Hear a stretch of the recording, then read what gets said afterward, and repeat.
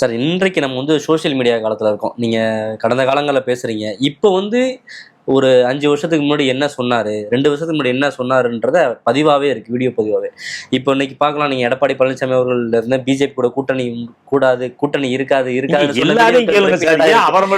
சொல்றேன்.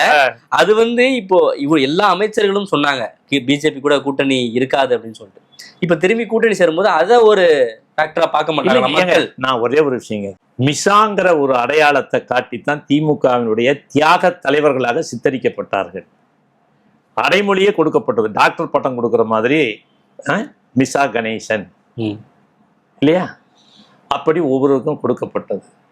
அப்படி மிசா கால கொடுமைகளை எல்லாம் அனுபவித்து வளர்ந்து அந்த தியாகத்தை சொல்லி சொல்லி வளர்ந்த திராவிட முன்னேற்ற கழகம் நேருவின் மகளே வருக நிலையான ஆட்சியை தருகன்னு சொல்லி 50% இடம் வாங்கி நின்னாங்கன்னா என்ன காரணம்?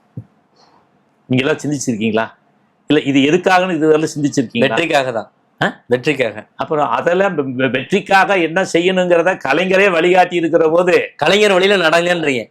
கலைஞர் வழியில இல்ல, அரசியலில் யார் யார் தலைவர்கள் எந்தெந்த விஷயத்த நல்ல விஷயங்கள் செஞ்சிருக்காங்களோ, நம்முடைய வெற்றியை பெறுவதற்கு யாரிடம் இருந்து செஞ்ச நல்ல விஷயங்கள் மட்டும் நீங்க எடுத்துக்கங்க, கெட்ட விஷயங்களை விட்டுருங்க.